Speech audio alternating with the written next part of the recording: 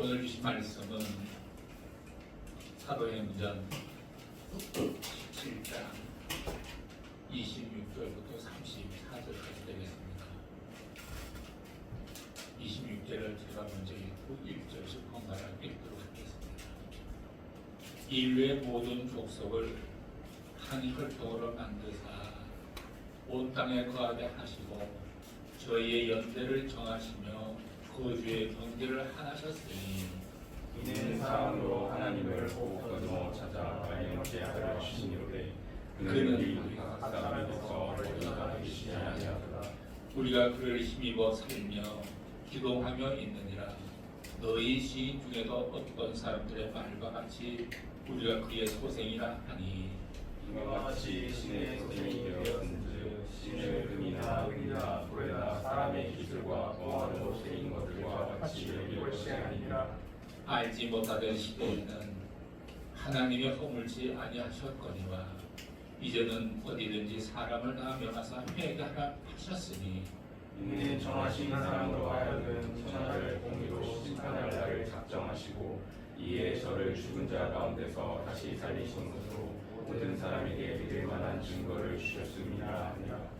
저희가 죽은 자의 부활을 듣고 혹은 기롱도 하고 혹은 이에 대하여 내 말을 듣겠다 하니 이에 바울이 저희 가운데서 떠나매 여 사람 같이 읽죠. 시작. 몇 사람이 그를 친하여 믿으니 불금하여 와도 왕은 이웃이오와 가마리아 하는 여자와 또 다른 사람들도 있었더라. 아멘. 오늘의 말씀은 아데네에서의 바울의 설교 두 번째가 되겠습니다. 사도 바울은 종교심이 많은 아덴 사람들에게 먼저 성경적인 신관을 설명해 주어야 했습니다. 유대인들에게는 전도할 때 굳이 하나님에 대한 설명을 하지 않아도 되었지만 아덴 사람들에게는 하나님을 설명할 필요가 있었습니다. 아덴에는 창조주 하나님이 존재하는 것도 모르고 인간적인 철학만 있었습니다. 그리고 모든 것이 신이라는 범신론적인 종교가 있었습니다. 그런 많은 잡신을 숭배하고 우상을 섬기고 있었습니다. 그래서 얼마나 우상이 많았던지 알 수 없는 신에게 라고 써있는 반도 있었다고 성경은 기록하고 있습니다. 아덴 사람들의 종교심이 지금 우리가 살고 있는 일본 사람들의 종교심과 좀 비슷하지 않나 이런 생각을 하게 됩니다.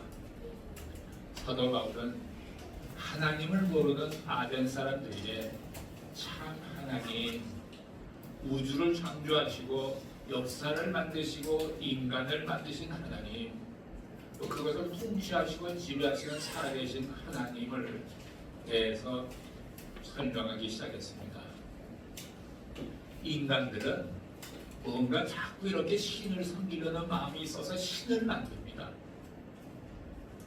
아마도 인간이 살다 보니까 마음에 갈등도 생기고 결핍이 느껴지니까 무엇인가 의존하려고 합니다. 그러면 그 대상이 있어야 하는데 신이라는 대상을 만드는 것이죠. 그래서 잡신이 많습니다.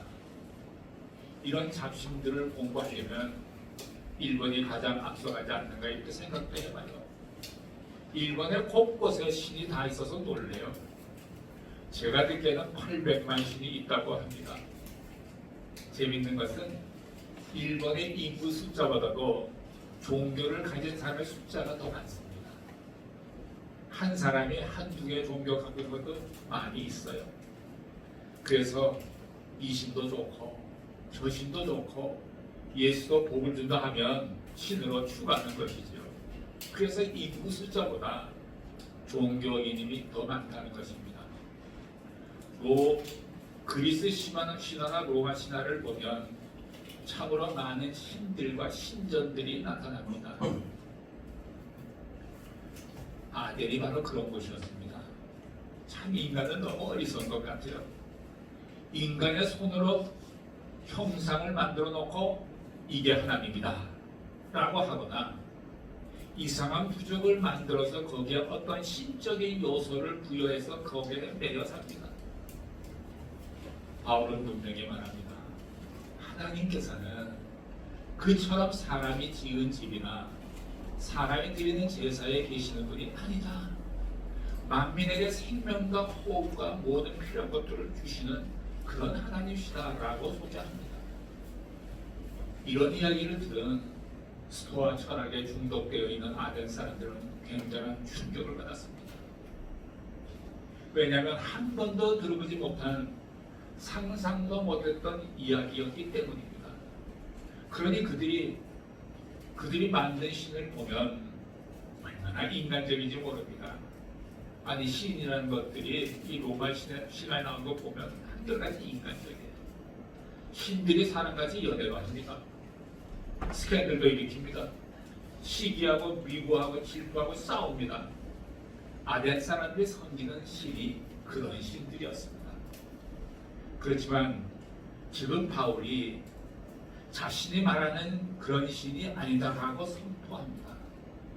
바울은 하나님에 대해서 좀 더 자세하게 설명을 합니다. 26절과 27절을 함께 보시겠습니다. 시작. 인류의 모든 족속을 한 혈통으로 만드사 온 땅에 거하게 하시고 저희의 연대를 정하시며 어주의 경계를 정하셨으니 이는 사람도 하나님을 꼭 더듬어 찾아 발견하게 하려 하심이로되 그는 우리 각 사람에게서 멀리 떠나 계시지 아니하노라. 첫 번째는 하나님은 온 인류의 모든 족속을 한 혈통으로 만드셨다라고 하는 것입니다. 지금 혈통이 많이 있습니다. 많은 족속이 있습니다. 하지만 원래는 한 혈통이었다고 바울은 말합니다. 인간은 처음부터 이렇게 다양한 언어와 문화를 갖고 있지 않았습니다. 한 문화, 한 언어를 갖고 있었습니다. 근데 인간이 죄를 지음으로 말미암아서 많은 언어와 여러 가지의 문화가 생겼고 많은 족속과 혈통이 생겼습니다. 그리고 서로 다른 혈통과 족속이 서로 싸우고 물고 뜯는 비극이 일어나게 된 것입니다. 이런 모습을 보면서 사람들은 하나님을 느끼지 못하게 되었습니다. 두 번째는 하나님께서 만드신 인간을 땅에 거하게 하셨습니다. 아담과 이브에게 에덴 동산을 만들어 주셨고 그리고 거기서 하나님과 교제하며 복을 받고 누리며 살게 했습니다.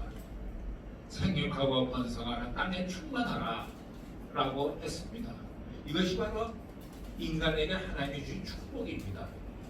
그러나 죄가 들어온 후 이 복된 땅은 저주의 땅으로 변했습니다.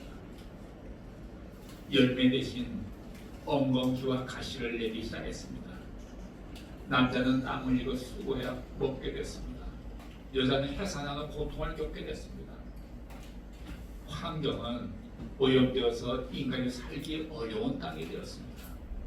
그래서 사람들은 땅을 보면서 세상을 보면서 하나님이 어디 있느냐라고 말하게 된 것입니다.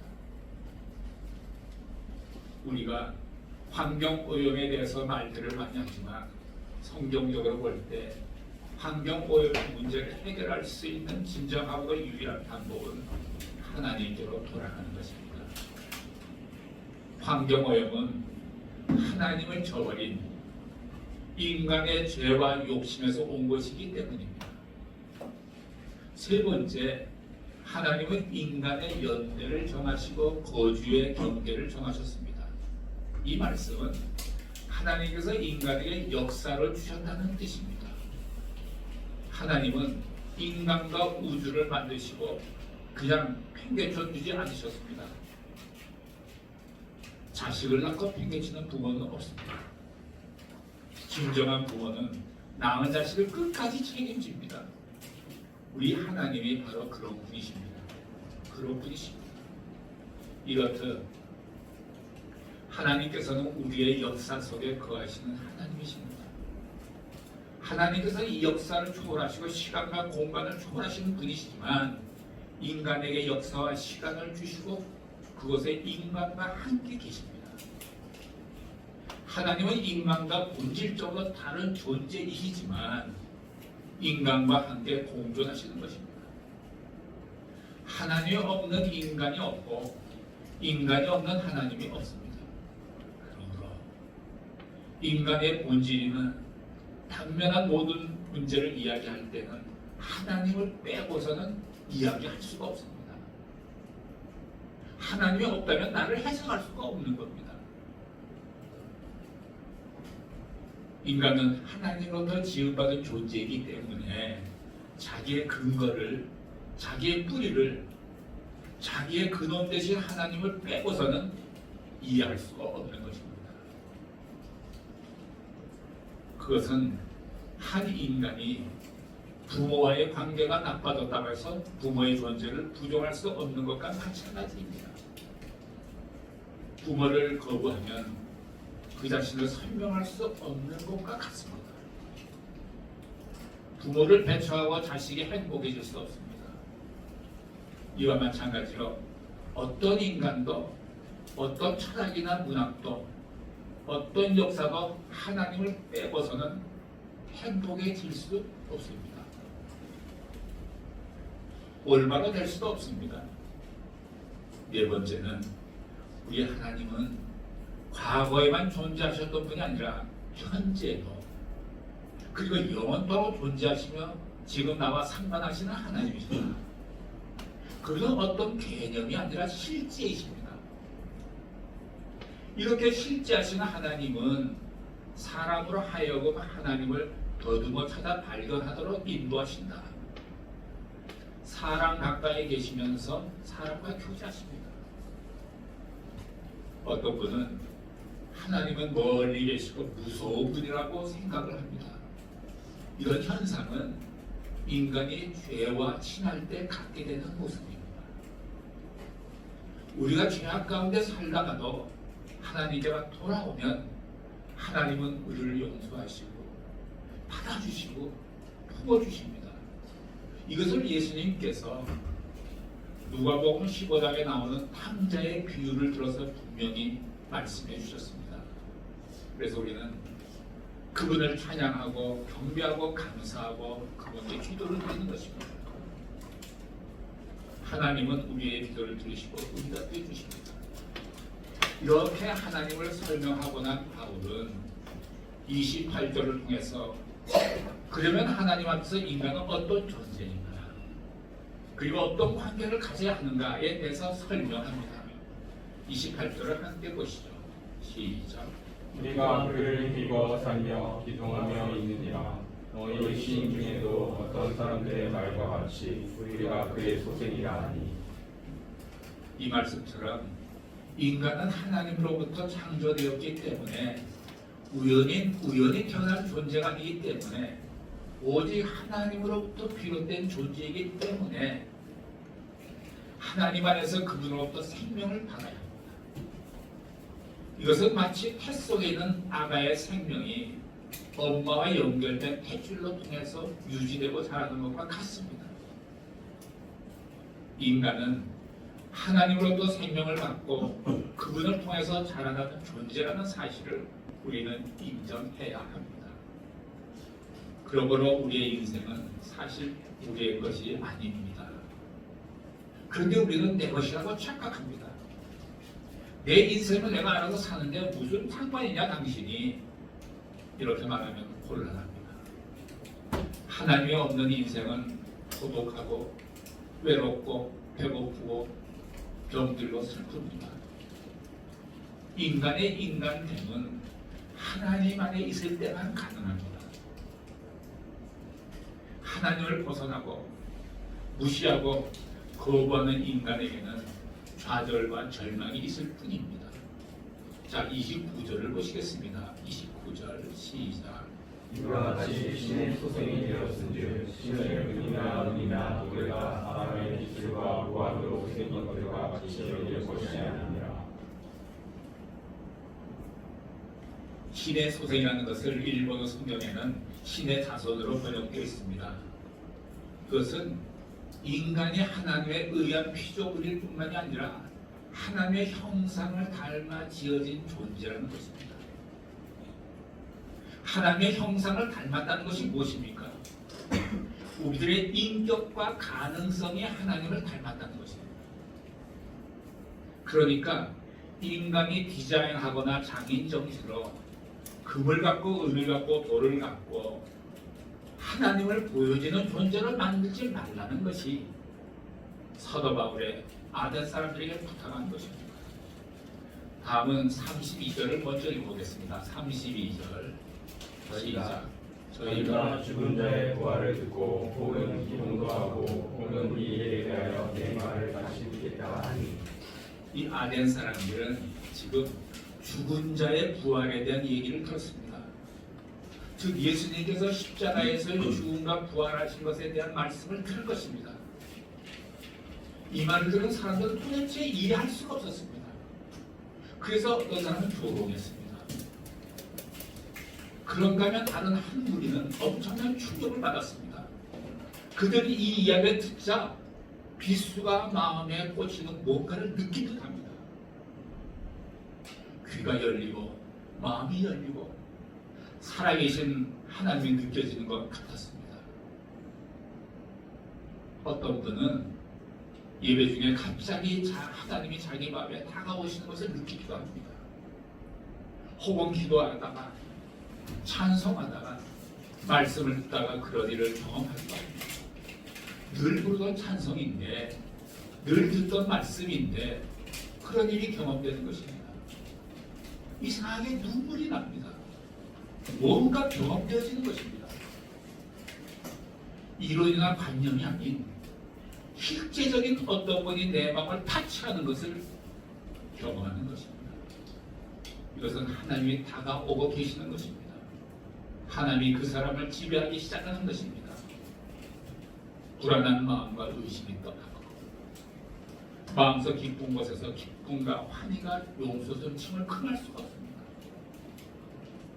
하나님의 성령이 그 사람에게 임하고 계신 것입니다. 다르게 표현한다면 하나님의 임재 속으로 들어간 것입니다. 이러한 실제적인 경험이 필요합니다. 본문의 한 무리는 내 말을 다시 듣겠다 라고 말하는 사람들이 있는데 이들은 선택받은 사람이라고 말할 수 있습니다. 복음을 듣는다고 예수를 다 믿습니까? 그렇지 않습니다. 바울의 설교를 듣고도 좋은 사람이 있었습니다. 그러니까 들을 사람은 계속 잘 듣고 졸 사람은 계속 졸고 있습니다. 들으면서 딴 생각을 하기도 합니다. 교회 뜰만 밟고 왔다 갔다 하지 내용이 없는 신앙생활을 하기도 합니다. 들을 귀가 열려져야 합니다. 그래서 예수님께서 귀 있는 자는 들을지어다 라고 말씀했죠. 자, 이 설교를 하고 난 바울은 이제 설교의 결론을 내립니다. 30절과 31절을 보시겠습니다. 시작. 알지 못하던 시대에는 하나님의 허물지 아니하셨거니와 이제는 어디든지 사람을 다 명하사 회개하게 하셨으니 이는 정하신 사람으로 하여금 천하를 공의로 심판할 날을 작정하시고 이에 저를 죽은 자 가운데서 다시 살리신 것으로 모든 사람에게 믿을 만한 증거를 주셨습니다 하니라. 어떤 결론입니까? 첫째는 회개하라는 것입니다. 이것은 너희들이 잘못된 신관을 바꾸라는 것입니다. 하나님이라는 개념을 바꾸라는 것입니다. 알지 못할 때에는 하나님께서 별로 허물하지 않으시지만 이제는 들었으니 회개하라는 것입니다. 말씀을 들었으니 회개라는 책임감이 따르네요. 그러나 그것은 구원에 이르는 길이고 그 길의 끝은 천국입니다. 베드로가 성령 충만해서 설교할 때 이 말을 들은 사람들이 어떻게 반응을 했습니까? 그들은 마음이 찔려 이렇게 말했습니다. 형제여, 우리가 어찌할까? 어떻게 이런 일이 일어납니까? 이것은 이성으로 말미암은 것이 아니고 성령의 역사입니다. 때로는 성령께서 사람들의 마음속으로 비수같이 뚫고 들어오십니다. 그때 베드로가 이렇게 대답합니다. 너희가 회개하여 각각 예수 그리스도의 이름으로 세례를 받고 죄사함을 받아라. 바울이 내린 결론 두 번째는 이 세상은 영원하지 않다는 것입니다. 즉 이 세상은 끝이 있다. 종말이 있다. 그리고 심판이 있다는 것입니다. 인간의 가장 큰 평등은 누구를 막론하고 결국 죽는다는 것입니다. 우리 각자의 종말도 있지만 역사의 종말도 있습니다. 그런데 성경은 종말, 즉 인간이 죽는 심판이 있다고 합니다. 요한계시록 20장 12절에 한번 말씀을 보시겠습니다. 자막을 통해서 시작. 또 내가 보니 죽은 자들이 무덤에서 하고 그 보좌 앞에 섰는데 책이 펴져 있고 또 다른 책이 펴졌으니 곧 생명책이라 죽은 자들이 자기 행위를 따라 책들에 기록된 대로 심판을 받으니. 지구의 종말, 역사의 종말을 설명한 후 12절 보면 책들이 펼쳐 있고 복수형입니다. 책들이 복수형입니다. 그 다음에 또 다른 책이 펴졌으니 이번엔 단수형으로 책을 표현했습니다. 이 단수형의 책이 생명책입니다. 복수형의 책은 사람들의 인생살이의 모든 행동이 기록된 책들이 있다는 것입니다.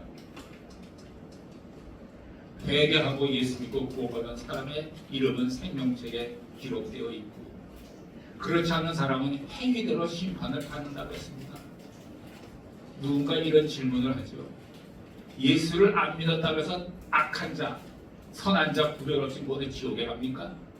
그건 불공평하지 않습니까? 그런데 성경은 행위에 대한 심판이 분명히 있다고 했습니다. 성경은 거기까지만 말했어요. 그 후에 어떻게 되는지는 설명을 못했어요. 이렇게 죽은 후에 심판이 있다는 것입니다. 역사의 종말은 심판입니다. 하나님의 공의의 심판입니다.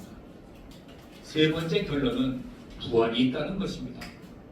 바울은 부활에서 많은 증거가 있다고 말했습니다.